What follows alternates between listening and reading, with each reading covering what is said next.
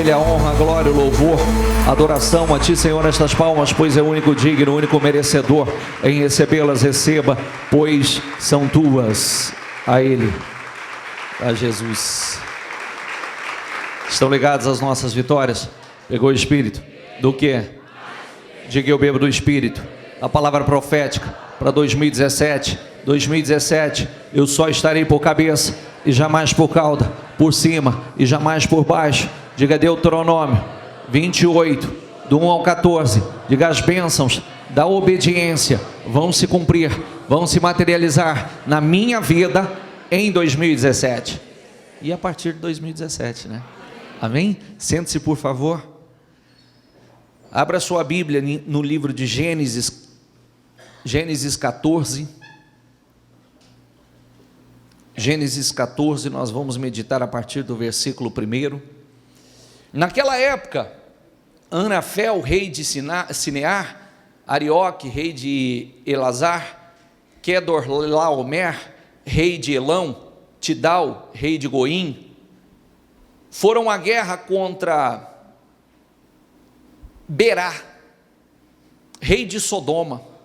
Só quero fazer uma observação. Berá significa filho do mal. Contra Birza, rei de Gomorra, contra Sinabe, rei de Admá, contra Semeber, rei de Zeboim, e contra o rei de Belá, que é Zoar. Também tem um propósito tudo isso, sugestões de nomes para os seus filhos. Entendeu? É uma vasta, né, uma gama enorme de nomes maravilhosos, diferentes, porque está tudo comum aí, a gente já está habituado, então tem aí a opção, as sugestões de nomes para os filhos, você sugira às suas filhas para dar aos netos, e assim por diante. Todos esses últimos juntaram suas tropas no vale de Sidim, onde fica o mar salgado. 12 anos estiveram sujeitos a Quedorlaomer, mas no 13º ano se rebelaram. No 14º ano, Laomer, né, e os reis que ele tinha se aliado, derrotaram os Refaíns em Asterote, Carnaim, os Uzins em Rã, os Emins e os Savé Kiriataim, e os Oreus desde os montes de Seir até Euparã, próximo ao deserto. Depois voltaram e foram para em Mispate, que é Cádiz, e conquistaram todo o território. Diga comigo: e conquistaram todo o território dos amalequitas e dos amorreus que viviam em Azazon Tamar. Então os reis de Sodoma, de Gomorra, de Admá, de Zeboim, de Belá, que é Zoar, marcharam e tomaram posição de combate no vale de Sidim. Contra Quedorlaomer, rei de Elão, contra Tidal, rei de Goim, contra Anrafel, rei de Sinear, contra Arioque, rei de Elazar. Eram 4, diga comigo, eram 4 reis contra 5. Ora, o vale de Sidim era cheio de poços de betume, e quando os reis de Sodoma e Gomorra fugiram, alguns dos seus homens caíram nos poços, e o restante escapou para os montes. Os vencedores saquearam todos os bens de Sodoma, de Gomorra e todo o seu mantimento, e partiram. Levaram também Ló, diga comigo, levaram também Ló, sobrinho de Abraão, e os bens que ele possuía, visto que morava em Sodoma. Mas alguém que tinha escapado veio e relatou tudo a Abraão, o hebreu, que vivia próximo aos carvalhos de Mamré, o amorreu. Mamré e os seus irmãos Escol e Aner eram aliados de Abraão. Quando ouviu que o seu parente fora levado prisioneiro, mandou convocar os 318 homens treinados, nascidos em sua casa, e saiu em perseguição aos inimigos até Dan. Atacou-os durante a noite, em grupos, e assim os derrotou. Diga comigo, e assim os derrotou, perseguindo-os até Robá, ao norte de Damasco. Recuperou, diga comigo, todos os bens, e trouxe de volta seu parente Ló, com tudo que possuía, com as mulheres e o restante dos prisioneiros. Ô bispo, qual é o propósito dessa leitura? O propósito dessa leitura é incrível, é sensacional, porque nós acompanhamos uma leitura vendo uma guerra de 4 reis contra 5 reis, um rei que vinha liderando um grupo de outros reis, e vinham vencendo todas as batalhas que ele vinha travando, todas as batalhas, e um rei que não só contra os reis que nós vimos, mas contra povos bastante fortes, grandes, como outros que nós acompanhamos a leitura, reis com seus exércitos, com a sua força bélica, com armas, com soldados, com espadas, com recursos para vencer, não puderam vencer esse rei. E aí, olha que coisa incrível, quando chega a Abraão, por isso que eu sempre faço uma observação importante quanto à fé, porque se eu perguntasse a você hoje, antes de fazer qualquer leitura aqui, se eu perguntasse assim a você, qual é a visão que você tem de Abraão? Vou fazer a pergunta. Quando fala Abraão, que visão, que imagem vem à tua cabeça? Um homem de fé. Mas quando a gente fala de um homem de fé, ao mesmo tempo, que imagem vem? Um homem dedicado. O que mais? Passivo? Pacífico? Um homem pacífico. Um homem pacífico. O que mais?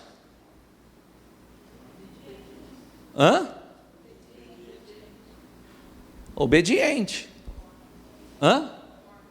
Forte. Vem essa imagem na sua cabeça? Sereno. É isso que eu chamo a atenção, né? Porque o homem de fé tem todas essas qualidades, mas são homens de luta, homens de guerra, homens determinados, homens que aquilo que é seu, luta pelo aquilo que é seu, guerreia com quem for preciso, prevalecem na batalha. Quando chegou a Abraão, o que havia acontecido? E que aqueles reis haviam dominado e vencido 4, venceram 5. Quando derrotaram o rei de Sodoma, o rei de Gomorra, o seu sobrinho estava lá no meio, seu parente, que era como um filho, estava lá no meio. Imediatamente, quando ele ficou sabendo que o seu sobrinho estava lá no meio, e que tinha sido levado cativo, e os seus bens sido saqueados, ele juntou 318 homens, 318 servos treinados na sua casa, viajou 236 a 237 quilômetros, foi lá, dirigido por Deus, na bênção de Deus, atacou à noite, venceu a batalha. Quem conseguiu fugir, ele perseguiu e resgatou seu sobrinho Ló, sua família, os escravos e ainda os seus bens. Ou seja, aquilo que 5 reis não conseguiram, Abraão com seus servos conseguiu. Por que isso? A diferença é a bênção de Deus sobre a vida do homem. A diferença está lá no capítulo 12, quando Deus o chamou e ele ouviu a voz de Deus, e o Senhor disse: eu vou te abençoar, eu abençoarei os que te abençoarem e amaldiçoarei os que te amaldiçoarem. Você será uma bênção, ou seja, a bênção vai estar sobre você. Quem te abençoar será abençoado, quem te amaldiçoar será amaldiçoado. A bênção estava sobre ele. Então o que 5 reis com seu exército, com estrutura, com condições de luta, não puderam fazer, não conseguiram fazer, Abraão, com 318 servos, na bênção de Deus, venceu de forma extraordinária. Lembra da palavra? Seja com pouco ou seja com muito, Deus dá o livramento, Deus dá a vitória. Amém? Então, isso é para entrar no espírito. Ai, bispo, eu não tenho uma grande estrutura. Ai, bispo, eu não tenho eu não tenho condições, eu sou pequeno, eu não sou o que. O que eu preciso? A bênção de Deus. O que os grandes não fizeram, ele fez. O que os grandes não conseguiram, ele conseguiu. Os que aqueles tinham toda estrutura e condições, não conseguiu, ele conseguiu. Porque a bênção de Deus estava sobre a vida dele. Agora tem uma coisa linda aqui. É o que eu vivo dizendo, homem de Deus é isso aqui, ó, determinado. Não é acomodado. Homem de Deus é de luta, é de guerra. É homem de Deus. Quando Deus fez o chamado a Abraão, Deus fez o chamado e fez uma promessa a ele de algo maior. Ele creu, ele abriu mão do que ele tinha por algo maior, que Deus estava prometendo a ele. Você vê que o homem de Deus, a mulher de Deus tem que ter um mínimo de ambição. Se ele fosse um cara acomodado, quando Deus chamou ele estava lá, estava bem, estava no meio da sua família, já tinha uma certa estrutura, e aí Deus vem, sai da tua terra, sai do meio da tua parentela, para um lugar que eu te mostrarei, e eu vou te abençoar grandissimamente. Ele creu.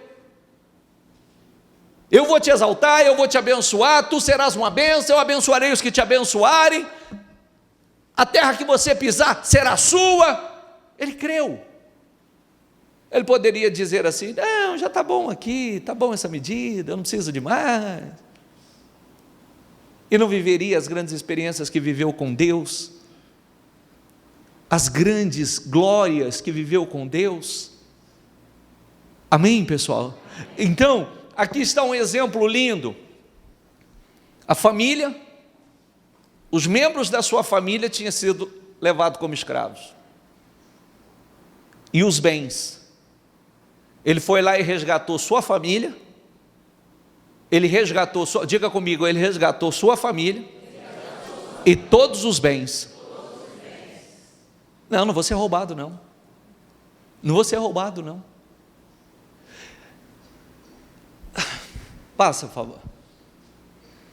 Voltando a Abraão da vitória sobre Quedorlaomer e sobre os reis que a ele se havia aliado, o rei de Sodoma, que é o filho do mal, o rei de Sodoma foi ao seu encontro no vale de Savé, isto é, o vale do rei. Então Melquisedeque, rei de Salém e sacerdote do Deus Altíssimo, trouxe pão e vinho e abençoou Abraão, dizendo: Repita comigo: bendito seja Abraão pelo Deus Altíssimo, Criador dos céus e da terra. Bendito seja o Deus Altíssimo. Diga comigo: bendito seja o Deus Altíssimo, que entregou seus inimigos em suas mãos. Diga comigo: e Abraão lhe deu o dízimo de tudo. Você vê que quando ele estava indo encontrar com o rei,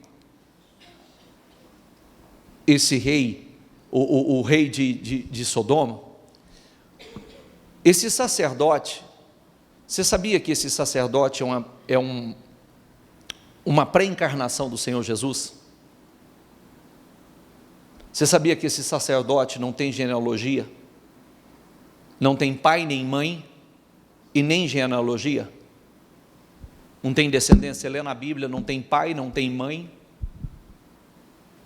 Esse sacerdote é uma pré-encarnação do Senhor Jesus. Nessa época, antes de lei, antes da graça,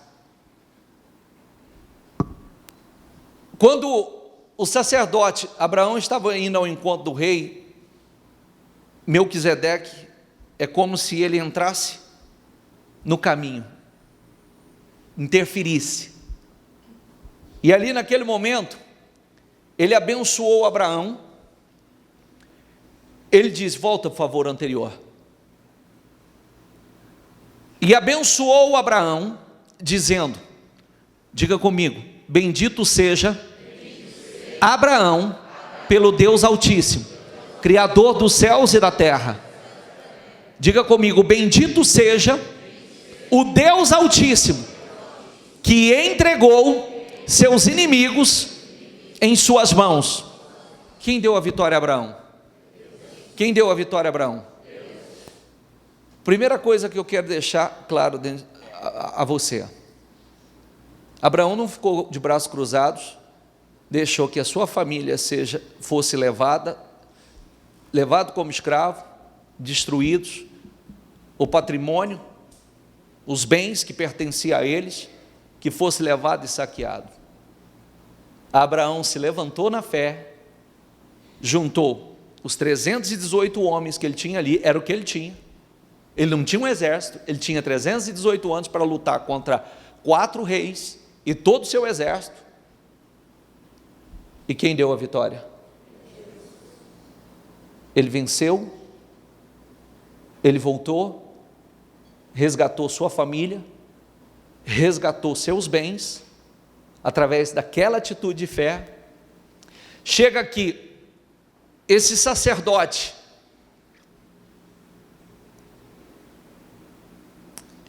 abençoa Abraão, declara essas palavras, mostra quem entregou a vitória. Abraão foi o Senhor. Diga comigo: Abraão lhe deu o dízimo de tudo. Eu quero fazer uma observação bastante importante aqui a respeito do dízimo. Você sabia que quando Abraão teve essa atitude de fé, de obediência, aliás, eu vou deixar a palavra de fé, você sabia que não existia lei nenhuma que determinasse dízimo? Você sabia que a lei de Moisés, que instituiu e passou a estabelecer como lei o dízimo, foi 400 anos mais tarde? 400 anos mais tarde. Porque tem gente que gosta de dizer assim: não, o dízimo era do tempo da lei. Não. O que nós falamos de Abraão no domingo? Que nós somos herdeiros da promessa de Abraão. Foi isso que nós lemos ou não? Sim ou não? Nós somos herdeiros de todas as promessas que foram feitas a Abraão, herdeiros de todas as bênçãos. Abraão é o nosso pai na fé.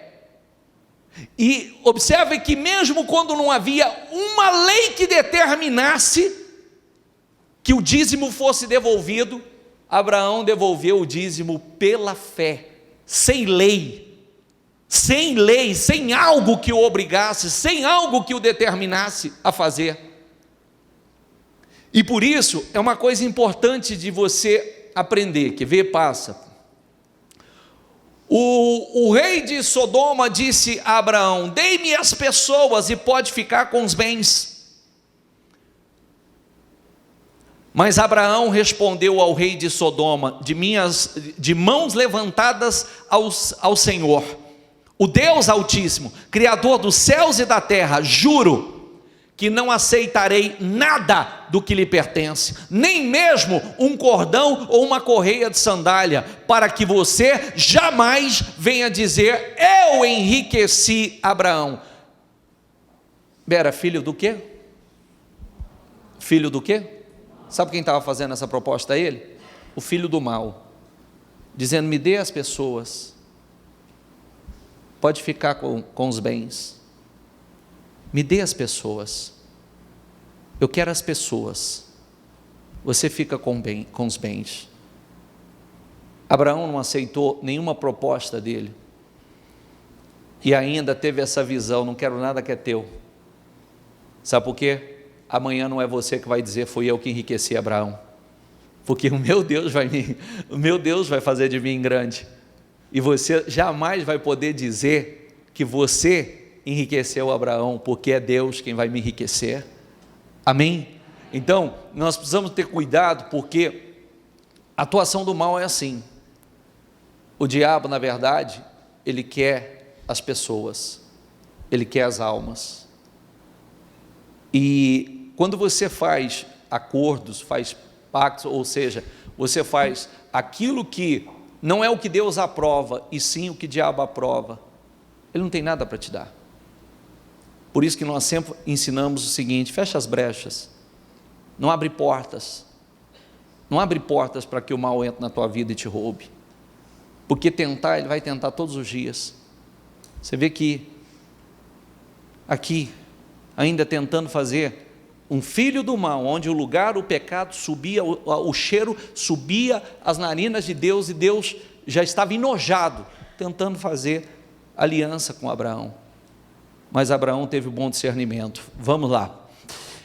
Nada aceitarei a não ser os meus servos, a não ser o que os meus servos comeram, e a porção pertencente a Aner, Escol e Manré, os quais me acompanharam, que eles recebam a sua porção.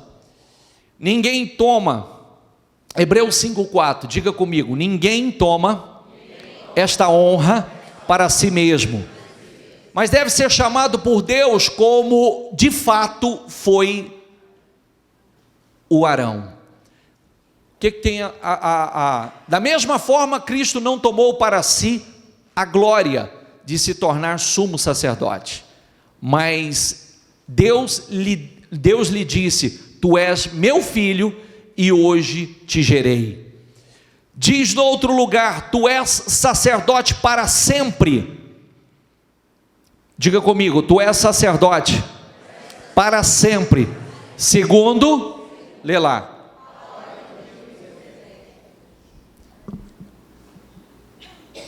Jesus, como nós falamos, inclusive respondendo aqui, que nós não vivemos de acordo com a lei, nós somos herdeiros da promessa de Abraão, e quando nós honramos ao Senhor, quando nós obedecemos ao Senhor, nós devolvemos os nossos dízimos, nós não devolvemos com base na lei, e sim com base na fé de Abraão. E com base na fé, como Abraão, ele devolveu o seu dízimo a Melquisedeque, sacerdote do Senhor, rei de Salém, rei de Jerusalém. Olha o que diz: tu és sacerdote para sempre, segundo a ordem de Melquisedeque. Nós não vivemos segundo ao sacerdócio de Arão, que vem do tempo da lei, o sacerdócio levítico, o sacerdócio de Arão, e sim ao sacerdócio do Senhor Jesus. Amém? Ele é o nosso sacerdote, e nós vivemos por fé.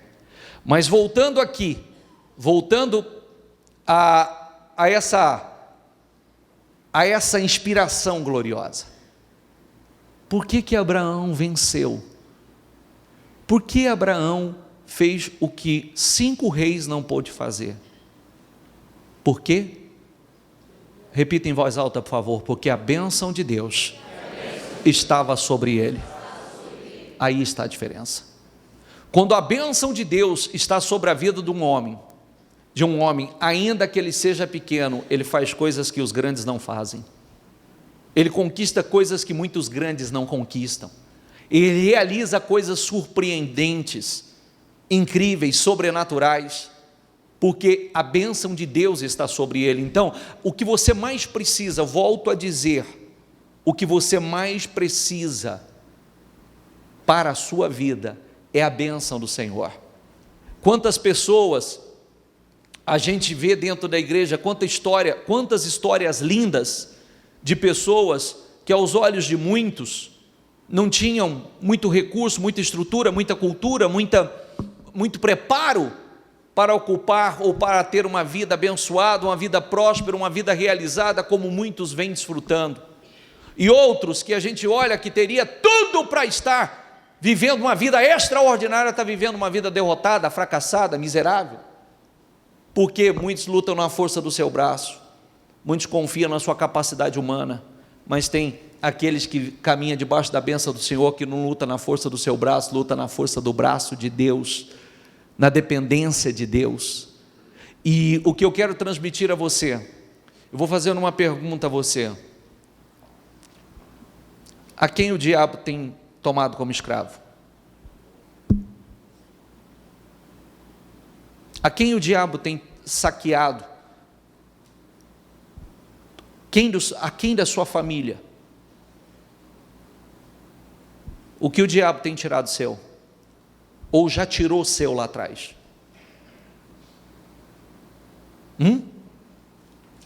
Porque tem gente que diz assim: bispo, o diabo tirou a minha família, o diabo me arrancou tudo que eu tinha, eu era uma pessoa próspera, eu tinha minhas empresas, eu tinha meu comércio, eu tinha minha casa, eu tinha meus carros, e eu perdi tudo.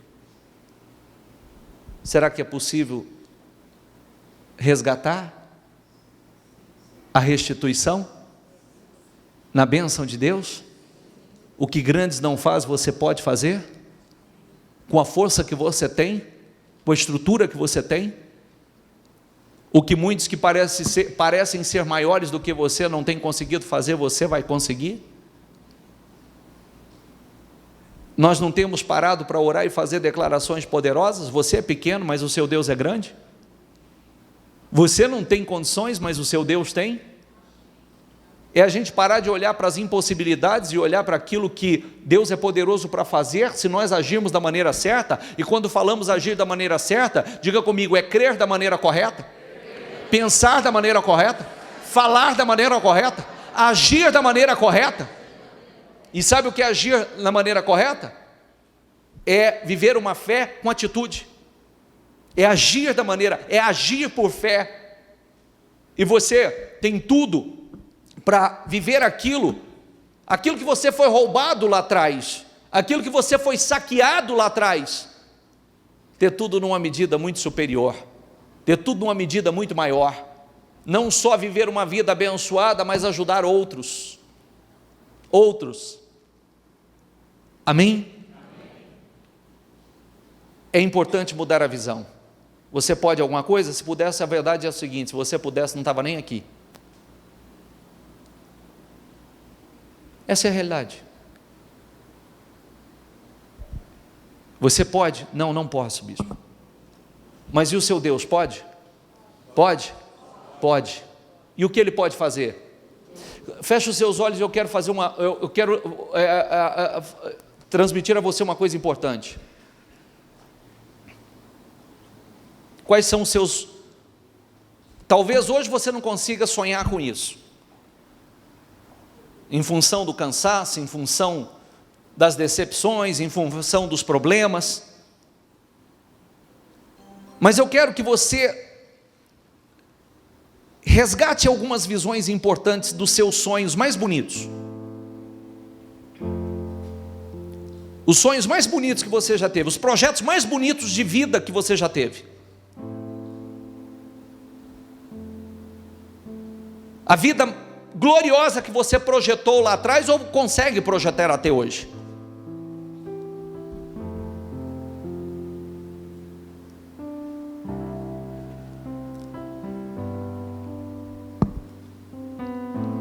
Uma vida abençoada, feliz, realizada. Visualiza a sua vida.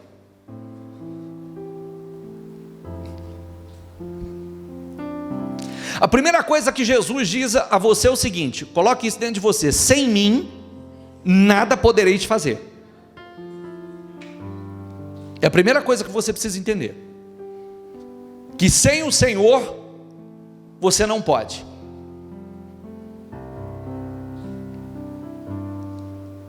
Agora, na força do braço de Deus, na direção, na bênção de Deus, você pode tudo, tudo. E o que você não pode fazer por você mesmo, Deus pode. Agora olha para mim, por favor. A primeira coisa, se você realmente quer viver isso, você vai eliminar todo tipo de desculpa da tua vida. Quais são os tipos de desculpa? Eu não vivi isso por causa do A. Eu não vivi isso porque aconteceu aquilo. Eu não vivi. Eu vou dizer por que você não viveu. É porque realmente não estava vivendo a fé que deveria estar. Não estava em Deus como deveria estar. Buscando, pagando preço na direção de Deus, buscando, chamando a atenção de Deus para a tua vida, desenvolvendo a tua fé, porque a maior segurança para você e a maior garantia de tudo isso que você enxergou agora com os olhos fechados, é a sua fé. É a garantia que você vai chegar lá. E agora, se levantar na direção de Deus, na força do braço de Deus.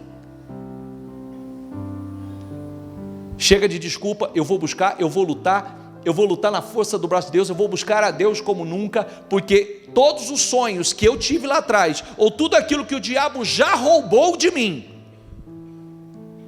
eu vou resgatar. Família, bens, paz, alegria, prosperidade, felicidade, saúde, eu vou resgatar. O diabo não vai roubar o que é meu. Se roubou, eu vou buscar restituição. Amém? Eu vou buscar. E olha, eu digo, é impossível não acontecer. É impossível. Só que, primeira coisa que você precisa, se você tem sonhos, é tratar como uma prioridade não só a sua faculdade, seu curso superior, ou pessoas que podem fazer alguma coisa. Ninguém pode, Deus pode. Só Ele. Nada é garantia de vitória, a sua fé, o seu relacionamento com Deus e a fé que o Espírito Santo coloca dentro de você, é a tua garantia de vitória, é a tua garantia que até o que tem tudo para dar errado vai dar certo na tua vida. Já viu uma época na vida da gente que tem tudo para dar certo, mas dá tudo errado? Não é assim? E vai minando, vai sendo consumido, tem tudo para dar certo, mas vai dando errado, é uma coisa errada atrás da outra, uma coisa errada atrás da outra, uma coisa errada atrás da outra. Quando a bênção de Deus está sobre nós, o diabo pode até tentar, mas não tem jeito, a bênção de Deus está sobre nós, pode ter tudo para dar errado, mas vai dar certo. Sabe aquela palavra que diz assim: todas as coisas cooperam para o nosso bem? Todas as coisas contribuem para o nosso bem? Amém? Se você vencer, você foi o responsável da sua vitória. Se você fracassar, se você perder, não culpe ninguém. Você é o responsável do seu fracasso, da sua derrota. Bispo, mas foi o fulano, foi ninguém não, foi você. Se você quer vencer, seja uma pessoa lúcida, realista, e não joga a culpa em ninguém. Porque ainda que a gente esteja perdendo, quando a gente busca a Deus de verdade, Deus reverte. É como quando o povo estava em direção à terra prometida, foram atacados pelos inimigos, levantava lá do monte, lá do lugar sagrado, levantava as suas mãos na direção da guerra. Enquanto levantava as mãos na direção da guerra, estavam vencendo, prevalecendo. Abaixava as mãos porque se cansava, começava a perder. Levantava as mãos de novo, começava a vencer lá embaixo. O resultado na guerra mudava. Você vê que a guerra foi vencida no campo espiritual, no mundo espiritual, não foi no físico. Amém? Se você entender isso, você pode ter certeza de uma coisa: o diabo vai lutar com você, vai espernear, vai usar pessoas, mas nada vai poder te vencer, nada te vencerá, absolutamente nada. Nada, pode tentar, pode lutar, pode espernear, e Deus vai revertendo, situação após situação, situações após situações, e as coisas, a sua vida vai caminhando, e você vai sendo restaurado, você vai sendo honrado, você vai sendo prosperado pelo Senhor. Deus vai te colocando por cabeça, e o diabo luta, e vem tentar fazer acordo: não quero nada que é teu, não tenho aliança com você, eu dependo de Deus, amanhã ninguém vai poder dizer, eu enriqueci o fulano, porque foi Deus que me honrou, Deus que me prosperou, Deus que me deu essa família abençoada, Deus que me deu esse negócio abençoado, Deus que me deu tudo o que eu tenho. Ninguém vai poder falar nada, e a melhor coisa que tem, é a melhor coisa que tem. Quem fez isso na tua vida? Deus fez. Quem fez tudo isso? Deus fez. Amém? Agora muda o espírito, muda. Vai ter dias que você vai estar desanimado, é como nós estamos prestes a começar os 52 dias. Vai ter dia que você vai estar desanimado, vai ter dia que você vai estar cansado. É a sua fé que vai determinar o que você vai fazer. Eu costumo dizer o seguinte: muita gente que começou comigo parou. Eu nunca parei. Nunca. No dia que eu tenho orgulho de dizer que do dia que realmente eu fiz a minha aliança com o Senhor, eu não tive oscilação. Me lancei para valer, e hoje toda a minha família sabe que o meu maior compromisso é com Deus. Prioridade da minha vida não são os meus pais, prioridade da minha vida está aqui minha esposa, meus filhos me ouvindo, eles sabem disso, nem eu sou deles, nem eles são as minhas prioridades. É Deus, porque até para mantê-los comigo, eu preciso da bênção de Deus. Então a prioridade é Deus. Eu não posso manter nada se Deus não for comigo. Nada, absolutamente nada. A gente não pode realizar nada se a bênção de Deus não estiver sobre nós. Não há espírito, não há fé, não há alegria, não há propósito. Mas quando o Espírito está dentro de nós, há espírito, há fé, há alegria, há projetos, há sonhos. É isso que o Espírito faz dentro de nós. O Espírito renova os nossos sonhos, nos enche de sonhos, de projetos, e não só ser um sonhador que nunca vive a realização dos seus sonhos, não, ser realizadores. Sonhos são realizados, sonhos são materializados.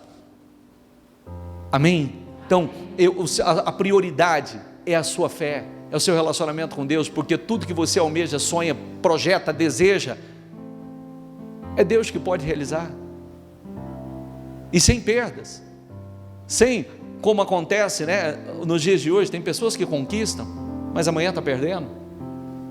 Muita gente conquista, amanhã está perdendo, está indo embora. Uma coisa é você conquistar, outra coisa é você estabelecer as suas conquistas. Amém? Agora eu quero deixar isso dentro de você, que esse sonho que você viu aí, ó, essa vida que você visualizou, esses projetos,